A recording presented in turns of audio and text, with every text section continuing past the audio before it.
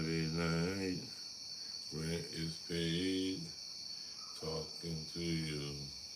You a slave, you got a job with a boss, like Dame Dash said.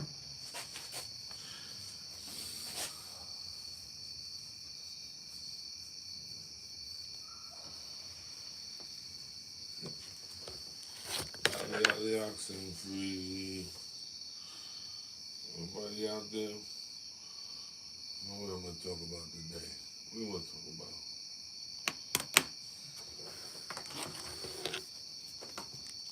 What we gonna talk about?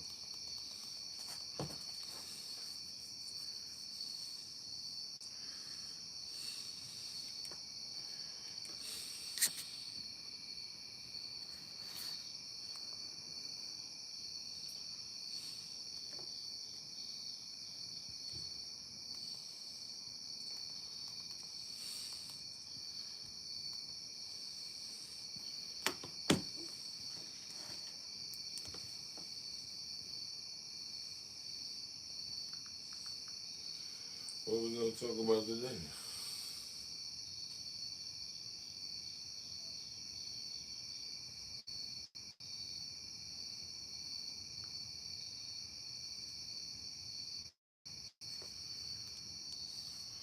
Alley oxen free.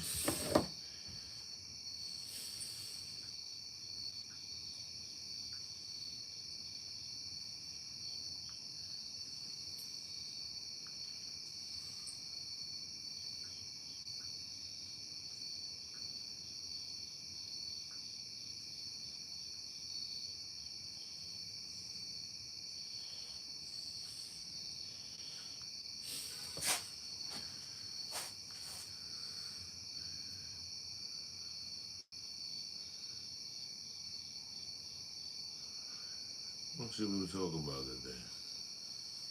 I'm trying to run my mouth from me.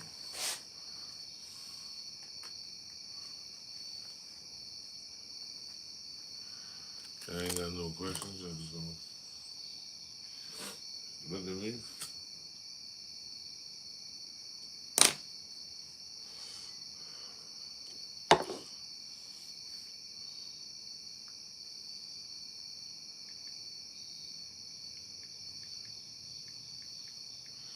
What have I observed that has disturbed me thus far?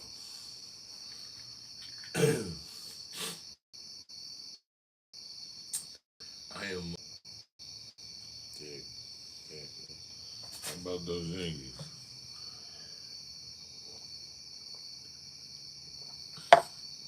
No, I don't watch the Yankees no more. Oh, so there's been a new trend in Ocean News where it's been custom for people to sing to Egun and play drums and bells that are unconsecrated. So a blast from the past. It's unorthodox to play drums right behind blood.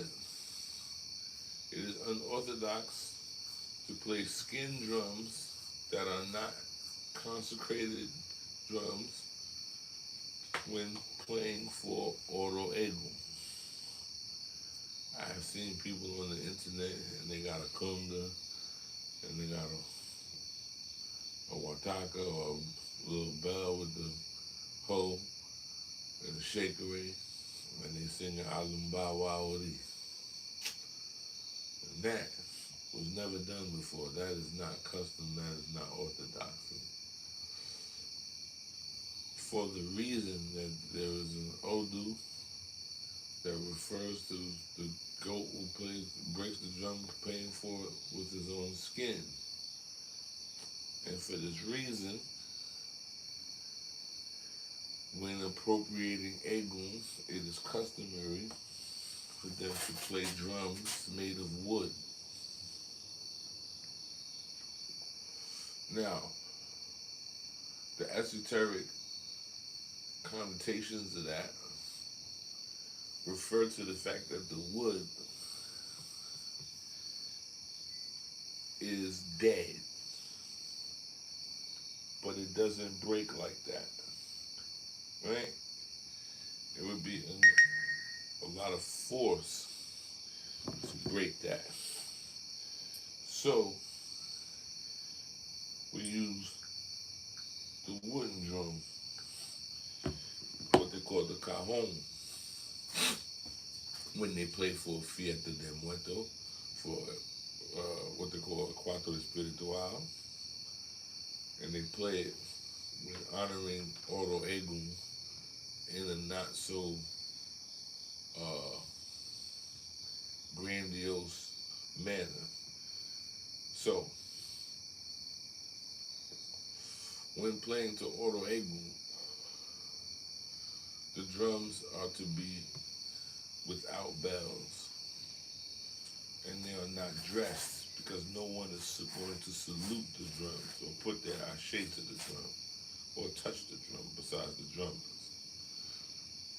And certain herbs are put on top of the drum to help keep from death and different things touching them. And they begin a cycle of songs. Now, in the cycle of songs, the singer or someone stands in the center, striking the opaiku to keep the dead spirits at bay. We come together with them, but we don't want them to jump on us. And so the pounding of that stick keeps a good distance between them and us, because they can consume us, because there are so many of them.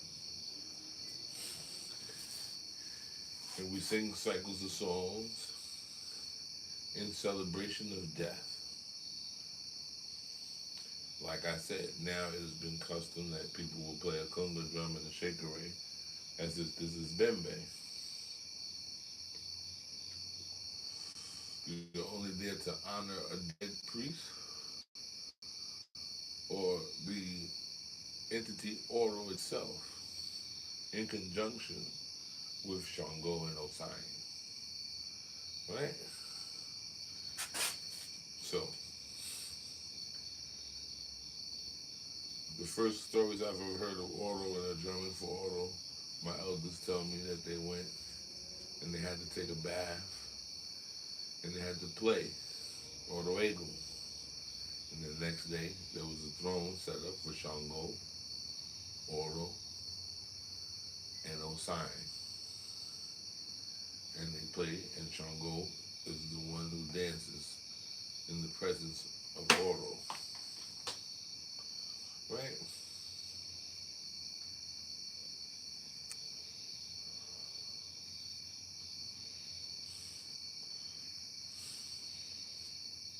So, this new trend of you seeing people and they're playing the conga drum and the shakere and a bell. Now, the bell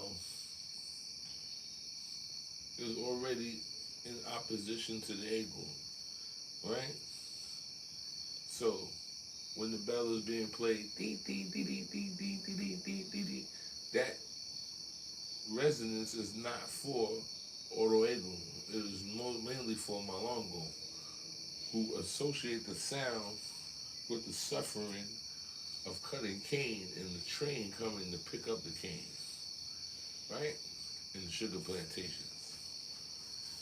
This is a different purpose and a remembrance that allows the Congo spirits to gather when they hear that frequency. Just because we take the bells off the drums, the usage of such a bell in song to Egun is contrary. So if someone's playing a hoe with a stick and they're getting the beep, beep, beep, beep, beep, beep, beep, beep, beep, and you playing Aum Balo Awadi, you are insulting the dead. Right? So, because of that, I'm warning those who have good sense that when you get to them places and they start talking about they're gonna put and they pull out a shaker ray and a conga, that's the time for you to go. Do not participate in that. That is not OCHA. That is a new invention based off a lack of information and a lack of eldership around to chastise those doing these things.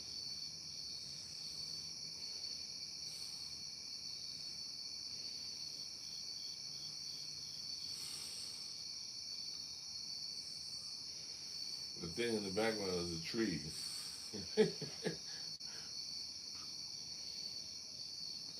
And that's them damn squirrels and the trees keep dropping acorns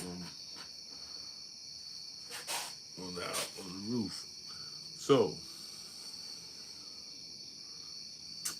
it is in bad taste to participate in such activity. So if you go to a drummer, like I said, and they talking about they singing to Egun.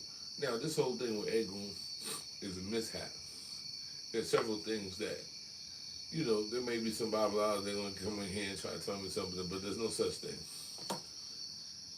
There's no throne for Egun because the dad ain't got no crown. I bet there is a ghost. I'm saying, I got something here that eat that shit. If it come in here, it's not going to do well for it. So,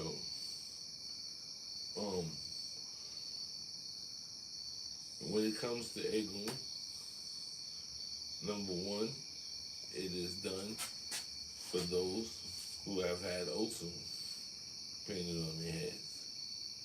It's not for the church spirits or Los Indios or Los Chinos. They don't participate in this. This is for all those who went through the process of Cariocha, walked into the Ibodu and received the crown of Ocha by way of Oriate, Ialosha Babalosha Ajibona Kanga. Those who make that transition are the ones who are sung to in Oro Egun.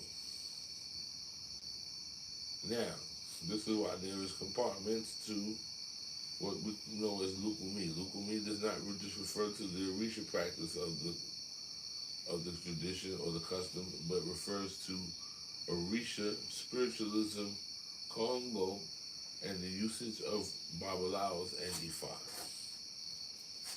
That is the four main components of what make up LUCUMI. Espiritismo, Malongo, Cariocha, Ifa. Right? Now, somehow or another, Ifa decides to stand on its own. Then you get the Paleros that want to stand on their own, or the spiritualists that want to stand on their own, or the Santeros that want to stand on their own. And these people do so without the support of the other pillars. And so if you don't have four pillars, you don't have roof and you don't have shelter. So, think about that. Espiritismo, Malongo, Cariocha, Te Ifa. Right? Now, Te Ifa is the last chamber reserved for certain men. It does not make it the ultimate chamber. It is the ultimate slavery of the religion. So the spiritualists don't have to do misa every day. The Palero don't do Raimiento every day. And the Santero don't make Cariocha every day. That's your open, right? Yeah. Yo, you sure to use the bathroom? Yeah, bring them through that door. You don't do that. It don't matter. You gotta do the bathroom. So who is behind me? Everybody spooked. So whoever they see, I mean, you know. But so my point is, the Santero don't make Cariocha every day, but the Babalao throw a Pele every day.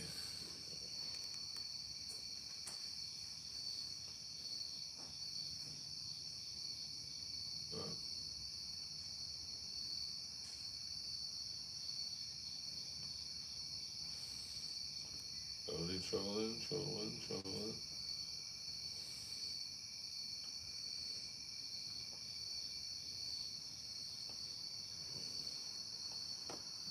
So, Ifa is the ultimate devotion to the system.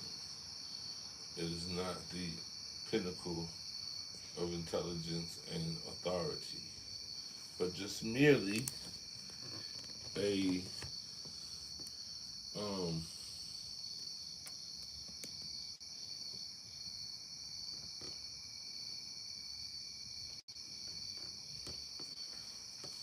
I don't know who that is. Fuck 'em. So Ifa is the ultimate devotion. Now a lot of these guys don't perform Ifa in their true form. Um, really, Ifa is a fraternity. So going to see a Babalao is really a waste of time because you're supposed to see a house of Ifa. Well, I mean, why do y'all want to know who was behind me? You want to cash app the motherfucker? You got a cash app. You want to know who's behind me? You can cash app him, and he can come see you. Who is that? What does it matter? You want to take the nigga home with you?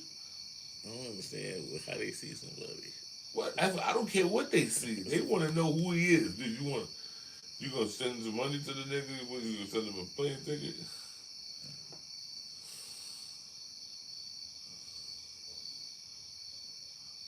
A house of E5. So a roomie lot don't come down unless there's three of them niggas. It takes three Babalaos to bring down a roomie lot. Any other time they are throwing on Pele. They are not doing Dafa. Right?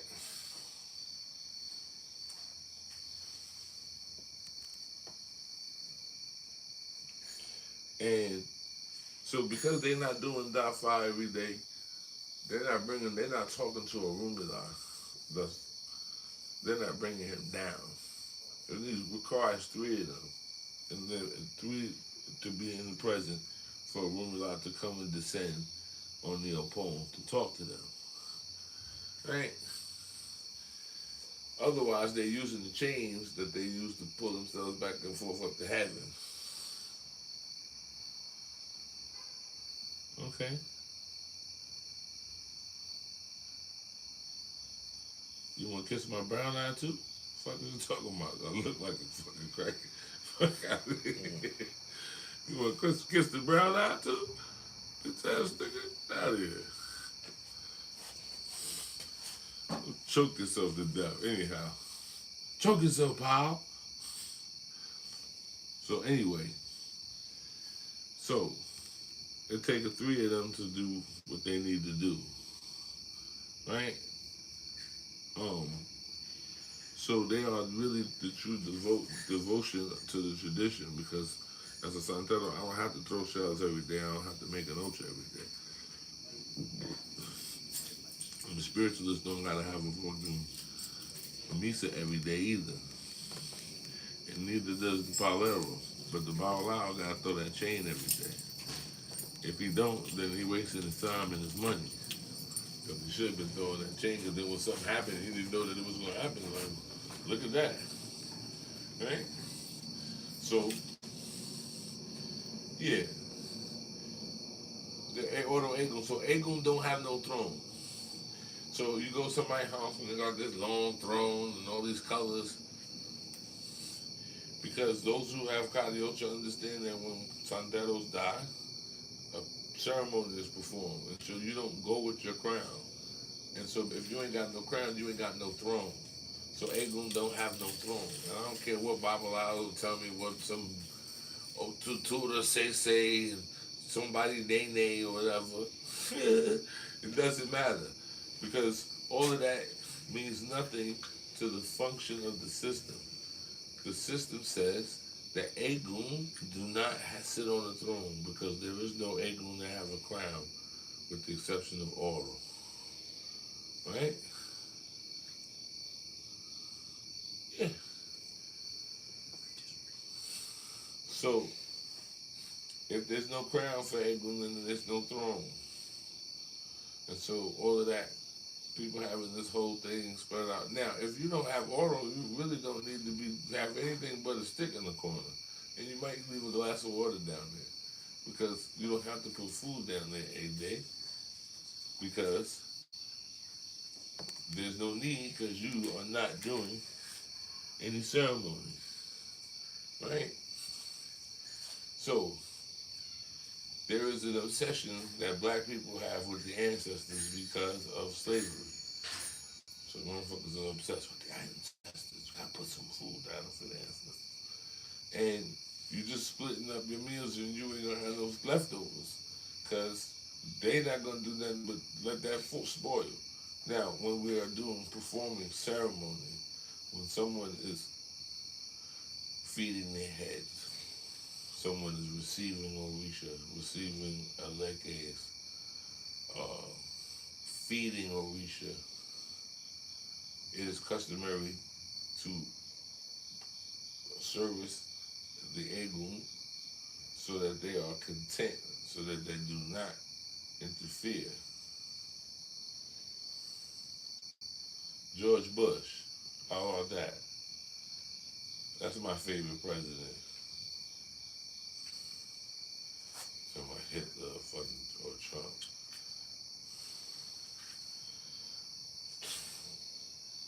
Oh man, it's terrible, man. I feel for the world. There's a lot of unfulfilled people in the world. They have unfulfilled desires and unfulfilled anxieties. For me, I need to sleep. No, my eyes are like this all the time. Because I smoke reefer. And I'm content. Enough hours to put your mama to sleep. Get off my live, you bum ass nigga. This nigga Bruce Lee is the avatar. Whatever. Is the Teha necessary? Not really. They got some kind of old dude with Babalaos, we need to talk on all of that, Oche Bile, and you gotta receive this Teha.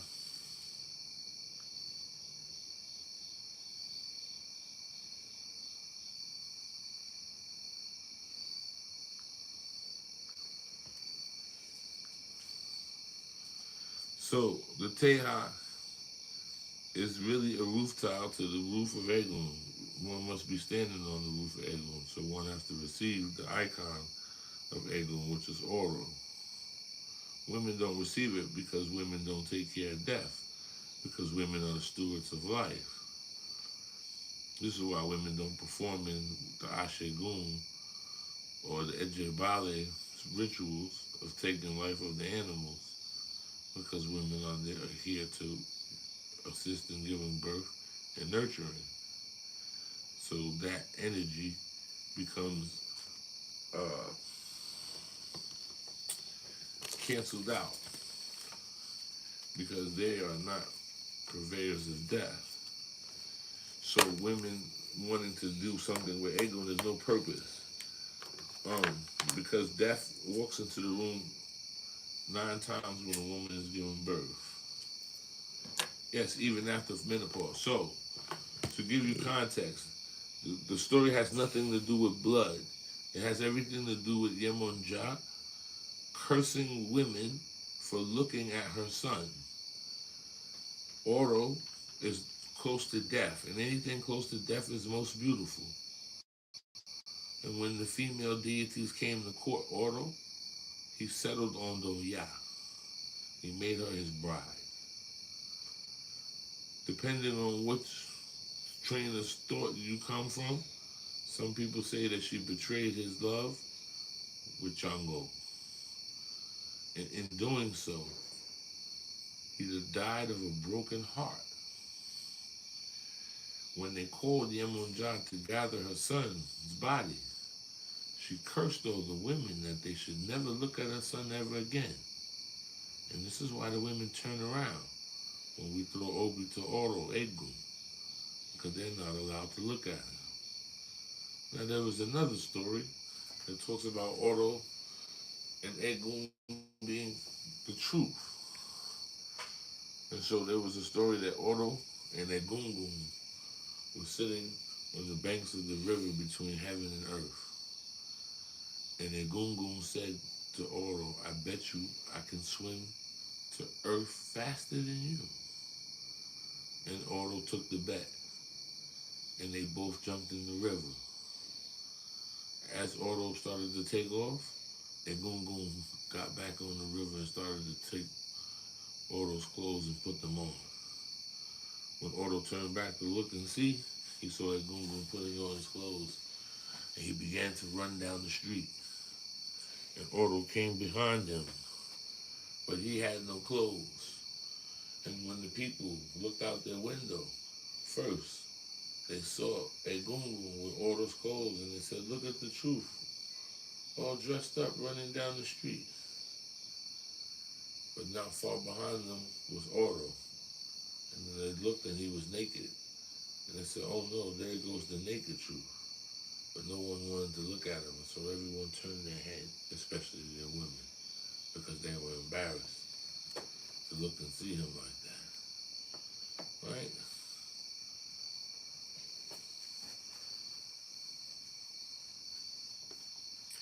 So what are you here for? A fashion show? Or what kind of Twinkie shit are you here for? You want somebody to look pretty? So they can kiss your booty hole? Get the fuck off my life. That's faggot shit. Come on, what somebody look like. Look like you're... Anyway. Hold on, let me see if I can do some damage control. No, fucking some kind of wrench or something. There we go. Boom.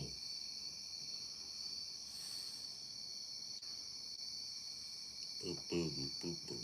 Now you got trouble. Now the missus is on your ass. Say some weirdo Johnson & Johnson shit now.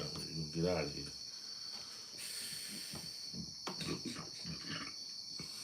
So, this is why women cannot attend to Egun. And I don't understand what is the issue with limitations with everybody. I do not need to see what happens in the IJ ceremonies. I'm not a woman, and I don't want to know what they're doing there. And so sometimes we have to learn how to respect the limitations of things. Some things are just not going to be good after you see them. Real smack.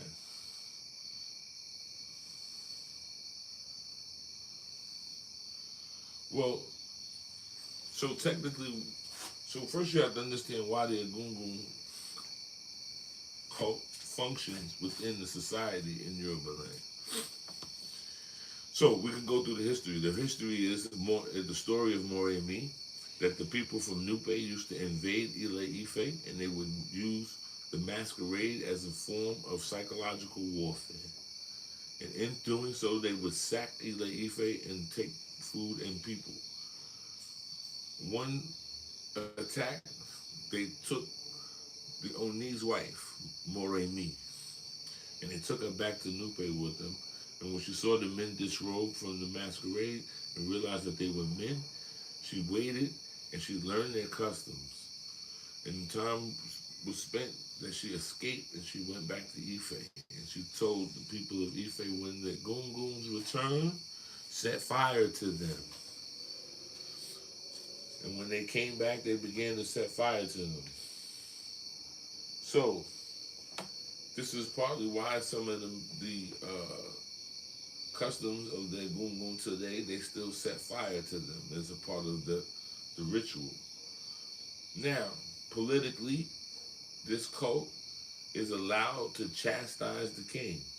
So if the king is not being a good king or there is any question about his rulership, the Egungun cult in the masquerade can chastise and make fun of the king without fear of retribution, because no one knows who's under the masquerade. And so, because of that, there's no retribution, and so it is political satire within their society. Now, when you take those same people and you put them in an oppressed society where they're at the bottom of the society, if the Egungun masquerade comes out, will it chastise the overseers?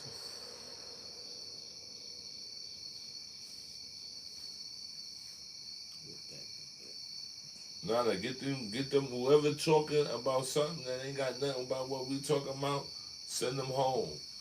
Send them home with a late note or something. You doing too much. If you ain't got nothing to do with this conversation, go choke yourself to death, man. Beat it.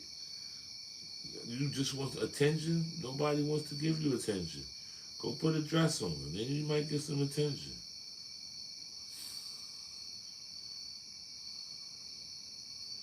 Word. That shit is petty. Like, that shit, and not even funny. It's not like you even say some shit that's funny, like having me kikiing and nothing like that. Just be saying some weirdo shit. Like, what?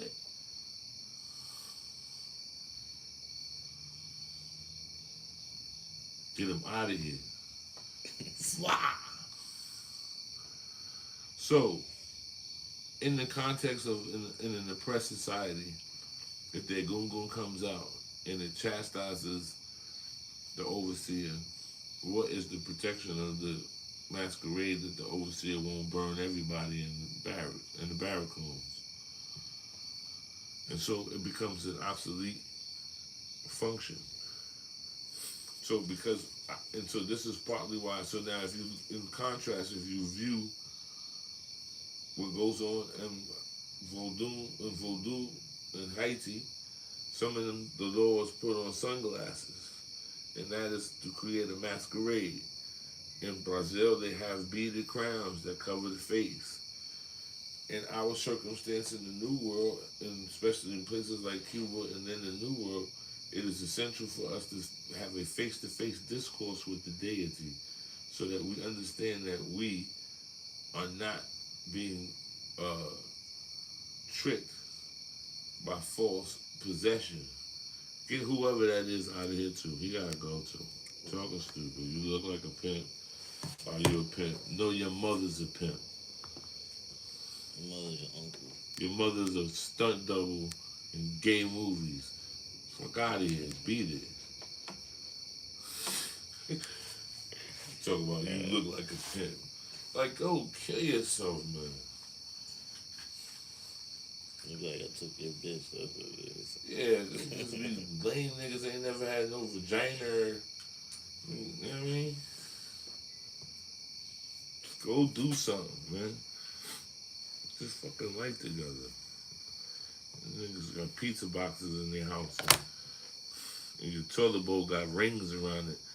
Like, don't get on the internet. Go clean your toilet bowl, Fulio. Got rings around it. You and the cat use the same toilet. You need to kill yourself. For real, for real. If you and the cat use the same toilet, yeah, you're a weirdo. Feel me? And if you live in an apartment and you got a big dog and you gotta take him out to get walked and you gotta pick up poop, you're a clown.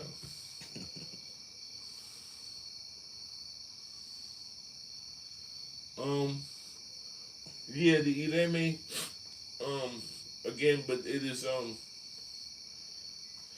it's relegated to carnival stuff, right? And it's become a novelty, right? So that you go to Cuba and you go to some show and then they bring the Ireme out. And it's really to showcase and to exploit the culture. That's because that's not really what they have to offer. That's not what was going on in their lodges. So that's a part of the public display of their cult. And so that kind of replaced the masquerade need for masquerade within the Orisha societies within Cuba, because they had the Ireme and they had stilt walkers and all of that kind of stuff during carnival.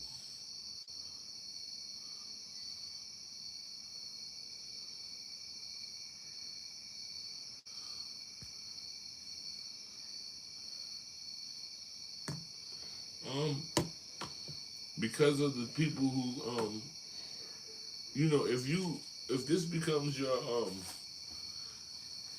line of work in that regard, and so you gotta sell it to people, and the only means of selling it is to show people that there's success monetarily or by fame and attention, and so that becomes the sales point.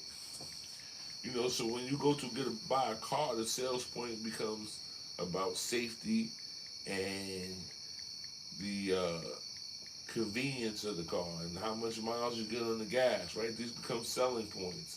And so the same thing with religion. So it becomes a selling point that I could do some magic and you'll get famous and rich, but you gotta please the gods, and then it becomes a shit show.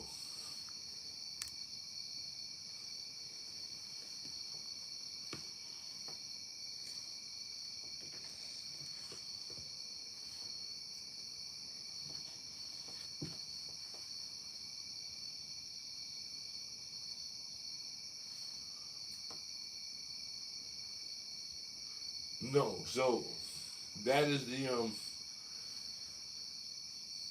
so the banging of the stick is the concept that even through the separation of the water, that the earth is still connected in some way, and so it vibrates through the ground back to Ile Ife. Um, the problem with African Americans is the lack of carnival. So within the Caribbean, you have carnival or some sort of day of emancipation that the entire island is aware of, and people become free, and they dance in Jubilee, and they dance on top of the bones of those who did not make it to the finish line, so that those bones resonate with the happiness and know that they didn't die in vain. Continental African Americans do not have that luxury because there was no single one moment where all of the black people were freed and taken off of chains and danced about and celebrated in Jubilee. And so this is one of the things that ails the African American practitioner is the amount of egun work that we have to do in order to heal our ancestors from the trauma that they experienced, so that it does not is not passed on epigenetically.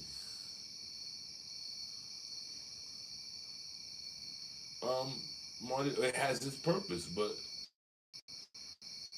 again, it's for the people in that land. It is the responsibility of indigenous people that gather amongst each other to create some sort of festival in honor of their ancestry and the position that they were put in to have to work, not because to better oneself, but just for your mere survival. And so it requires us to dance in freedom, in Jubilee, on the ground where those people who are buried in, so they can feel the resignation and be uplifted to know that what they went through was not in vain, that there was some resolve at the end of their experience.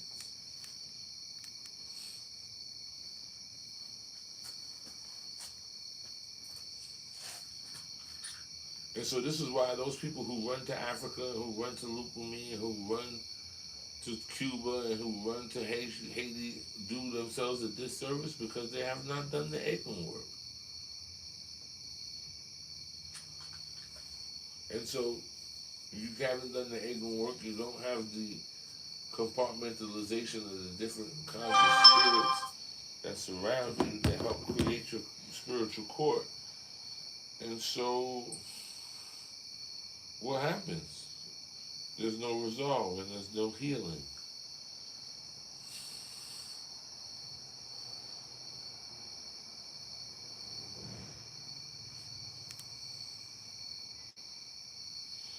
That and the ego of the African American. I would be remiss if I didn't mention it. the fact that hoodoo serves people because there's no regu- regu- regulation to it. There is no hierarchy, right? And so anybody can come along and have their little spells and have their little recipes, and then poof, I'm a hoodoo priest. But there was no qualification, no confirmation, no education. Who did you study with? And what did this person do? Were they known for what they do? Because even when I spoke to the great John Mason, he spoke about his own godfather and his limitations, that there were certain things that he was just not good at that did not allow him to advance to the position of Oriente, to be proficient to do that job. Because in order to do that job, one must be essentially a contractor. You must know something about the herbs. Must know something about the animals and how to separate the animals and take them apart and how to cook them in the songs, and all of that is incorporated. So you're taking different tasks and making them into one job, so that a contractor shows up and makes sure that the plumber is doing his job, because he has a bit of plumbing in his repertoire. He goes, no, bro, that's not going to work. You're going to have a leak there. You got to move that pipe to the other side. He says the same thing to the brick masons. He says the same thing to the carpenters and the electricians. This is what the code says. You got to separate the outlets every 6 feet. There was regulations. Hoodoo doesn't have any regulations. And unfortunately, black people love to be without some sort of authority. They like to be instantaneous.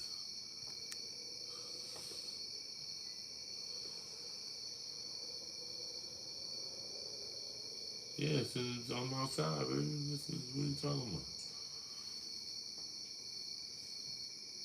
So, hoodoo becomes a very good and easy cop out. And so then people start to use cliches. Oh, and my grandmother used to do this. But yeah, she might not have been educated in why she was doing it as well. She might have been ignorant also.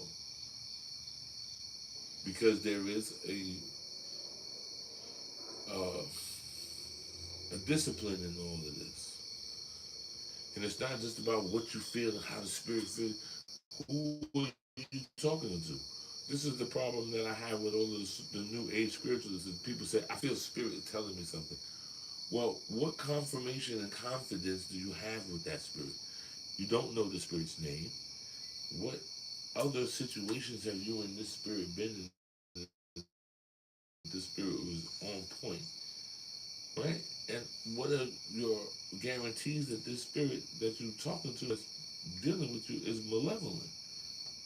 It's not malevolent, because it could be having ulterior motives at the end of this interaction.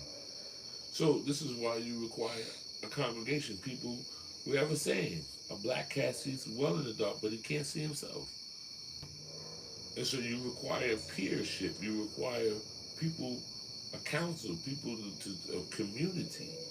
So hoodoo doesn't allow that. Hoodoo speaks to somebody that live in a little back house, and they got all the chicken feet and all that, and there's no checks and balances. There's nobody to be like, yo, been giving out that snake oil and that shit ain't did nothing for nobody, right?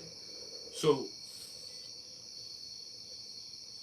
understand. So I just had a situation where a lady wanted me to do something, but she want to pay me in increments, but she want the work to happen right away. Does that make sense?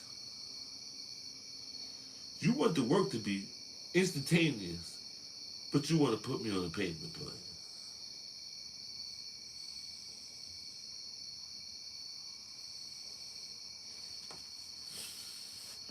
No, you know how you qualify the elders? Ask them how long they've been in this shit. And who are their elders? You gotta have somebody that you run with. Period. You're not gonna do this for 30, 40 years by yourself. You gotta have peers. You gotta have elders. You gotta have people who came up with you, who saw you in the struggle. If they don't have that, if they in my very, very, very first lecture they've ever seen it, I talk about if it's just you and the old lady in the basement, you got a problem. Where am I from? Earth.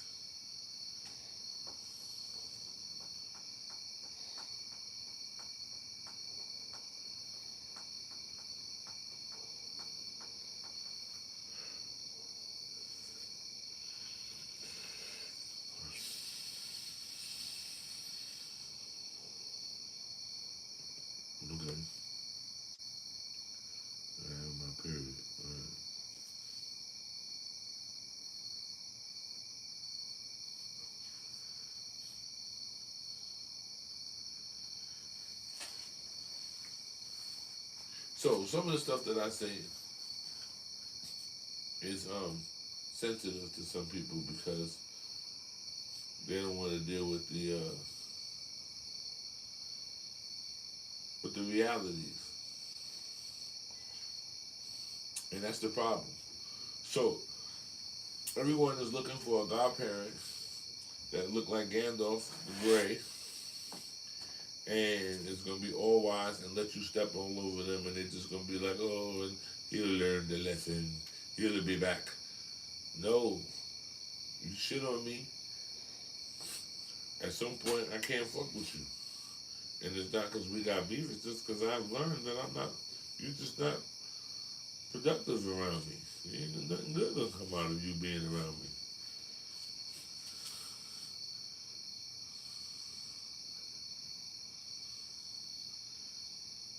What was that going on? So,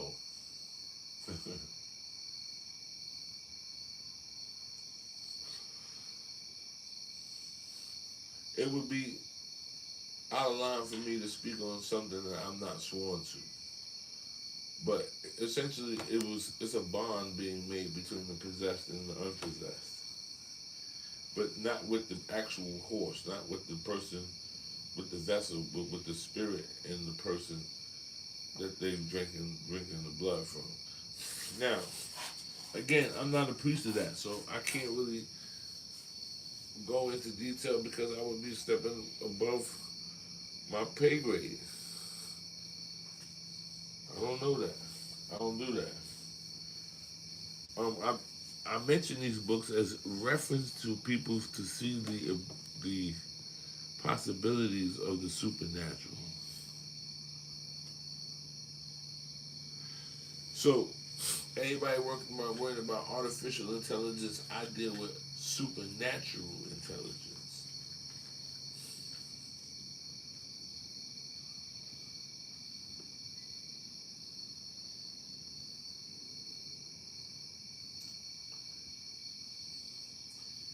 So you deal with AI, I deal with super NI.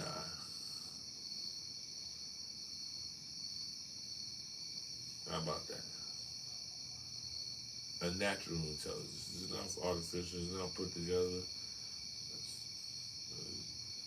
It don't have no artificial ingredients to it.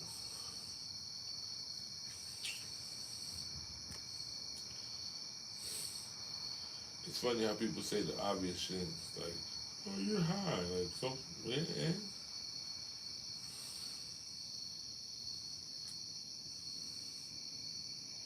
Hello, I'm not kind.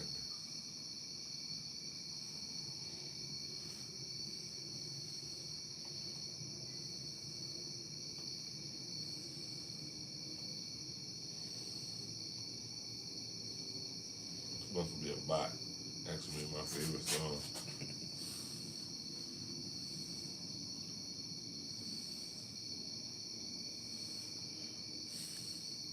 Well, the bottom line is that today's science is just catching up, right? Can we talk about the Bible? Well, we want to talk about that fuck the comic book for. I mean, it's true. Is LUCUMI the only place where there's a checks and balance system for the possessed or mounted? Well, because we have divination, if I suspect somebody's not being really possessed, I can go back to the shrine and throw divination to. How can you protect yourself from someone you are around that has a lot of fear, doubt, worry, and anxiety? Um, the reality is that I come from the school where we'll throw you in the pool and you either gonna sink or swim.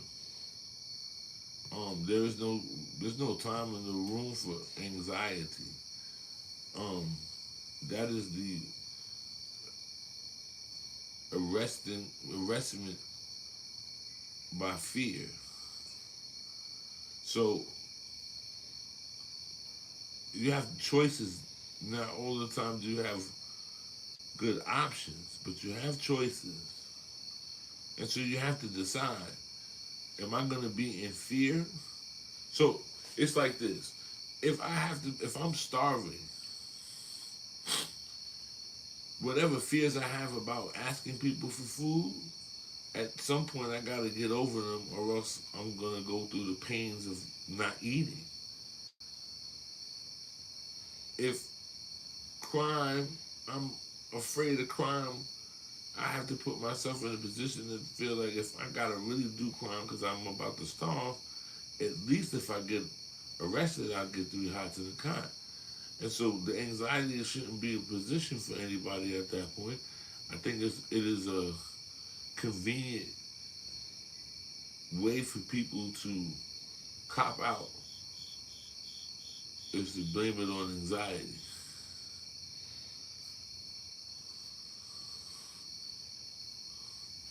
Oh, Jesus, our Lord and Savior, huh?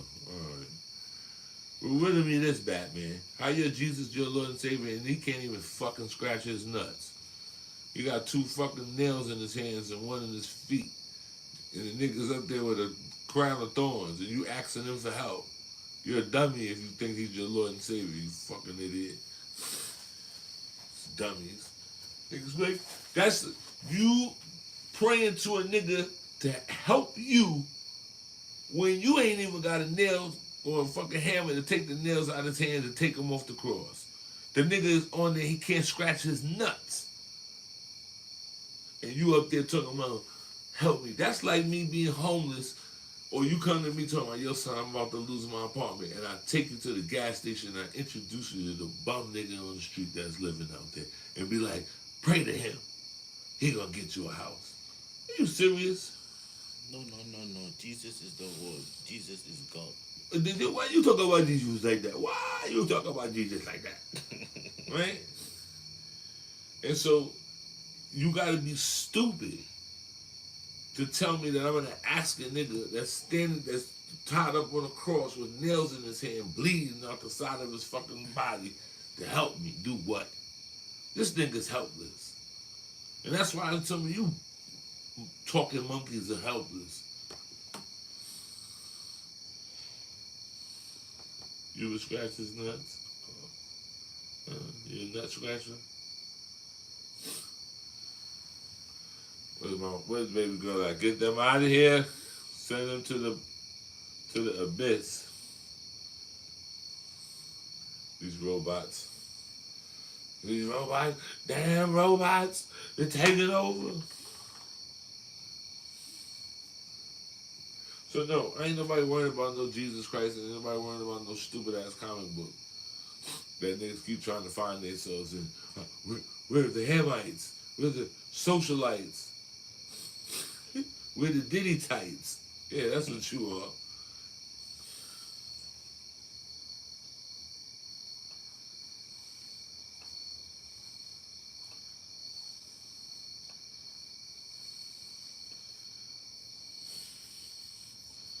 So I need some wine now. Some bread, wine.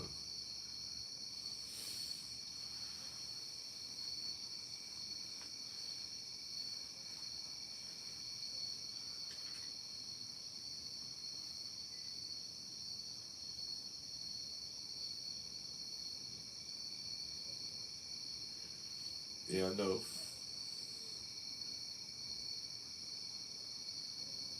Bread. Let's get him out of here.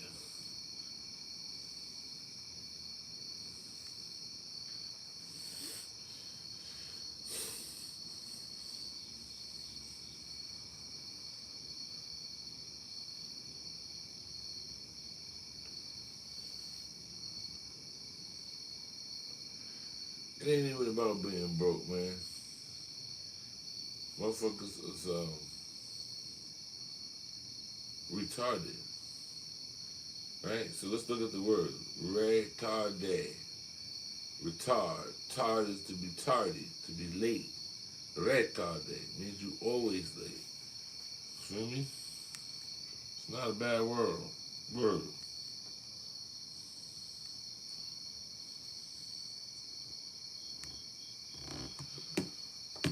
What roles does Santa Clara play? Um, Santa Clara talks about um vision, right? Clarity, transparency, which is an important thing because you can't address your problems unless you accept that you have some.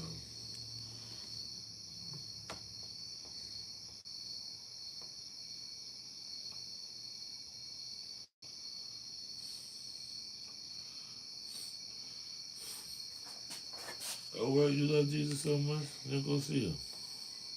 Get out of here. Get him out of here. Oh,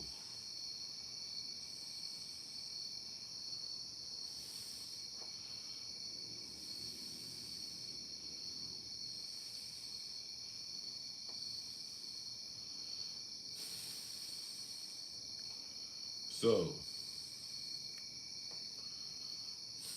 the people who go looking for something out of the country, obviously, um, got sold a brochure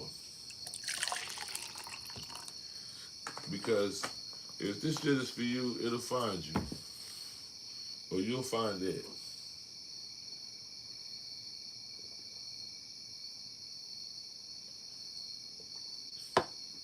No, Cosmo and Damien, the Lotimagua, the twins, are there for deception, to beat death,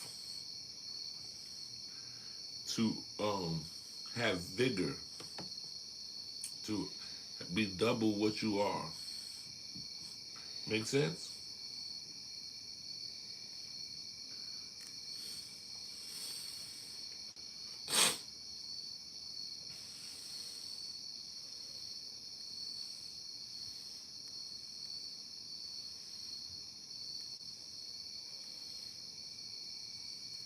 Beat it.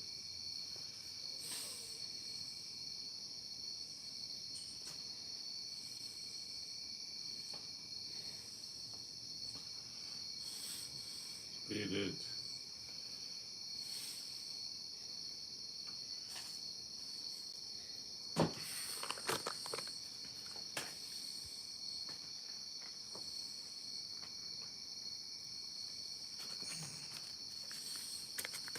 Oh, it's about to be over.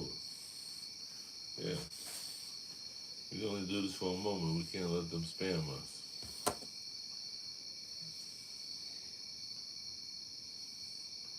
Yes, so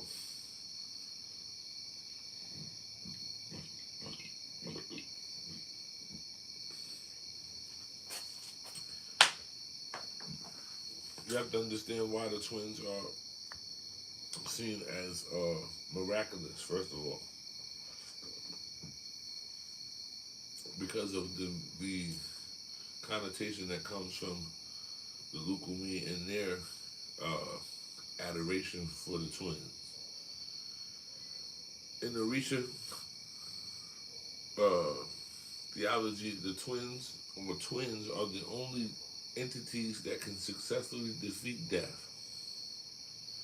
And the reason being is that they believe to be one soul too large that only fits in two vessels, into two people. And so when one dies, death has not completed the job because there's another soul, part of the soul that is still walking the earth. And so they effectively protest death in that manner because it's very rarely that you hear about twins dying in the same place at the same time. Right? They might die and then everyone be a little bit like, oh, so heartbroken that they died not too long after. But very rarely is it, I'm sure it's documented. There's always an exception to every rule, but it's very rare that twins die together in the same, unless they made a concerted effort to do so.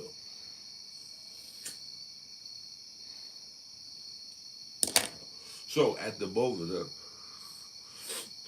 besides health and wealth, the twins are seen as the ability to trick your enemies so that they don't recognize you because there's two of you. And so it's like Screwface and Mark for Death. They didn't know what to do because it was two of them. It was a set of twins.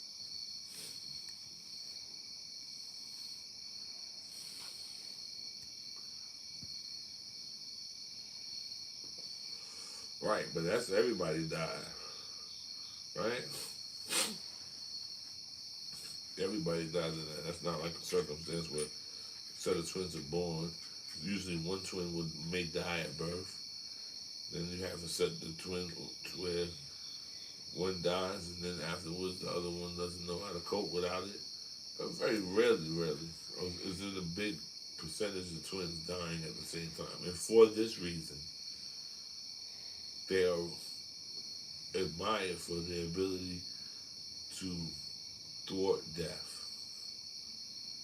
Right?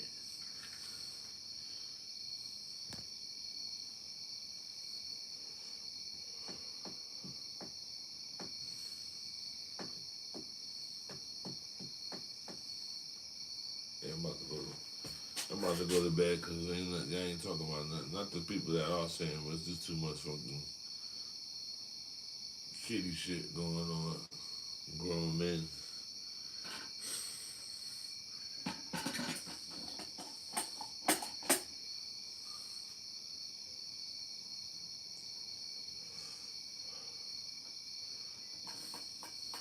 Like I said, they don't even be funny. They're like, I can take no jokes from these bozos. They be just saying some straight, bland shit. No, I don't do Santa Marta. Santa Marta? Or something what? Santa Marta deals with uh, tragedies as a child when somebody has been deflowered and things of that nature.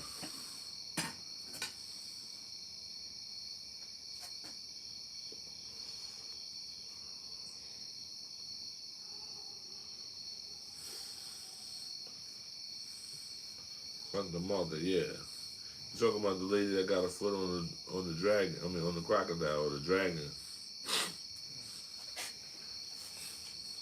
She's associated with the ORISHA Nana Buruku.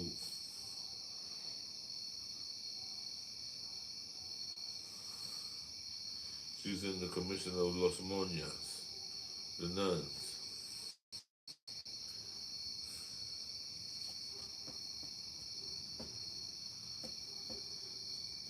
And like I said, she deals with our demons. Because sometimes the dragon that you're carrying is the worst dragon.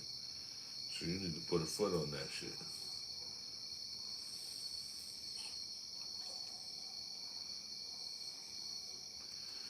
Well, been on here for an hour and 5 minutes. I'm about to bid y'all farewell. Another time, another space.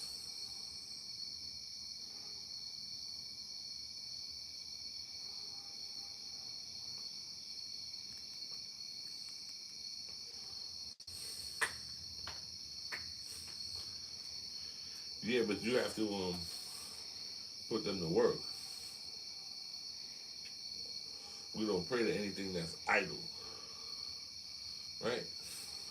And so one would have to do the work to activate those actual saints and to get them to perform miracles on behalf of you and to placate them with orations and novenas. So no, that it's not. And I want you to understand that shit ain't got nothing to do with anything about white and black, man. I don't, like, a lot of times, sometimes niggas be killing the vibe and they be like, oh, I want the black one. And be like, man, you just better get, because what you gonna do if God shows? Exactly. I'm gonna bid y'all farewell because they about to get the shadow into me. So, it's still going. I'm about to shut it down, baby. So y'all have a good night. Let's do progressive. And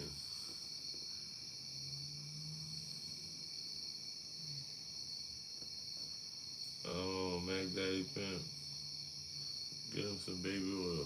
Get your mother some baby oil. Y'all have a good day, man. And Mac Daddy Pimp, your mother got dick holes in the drawers.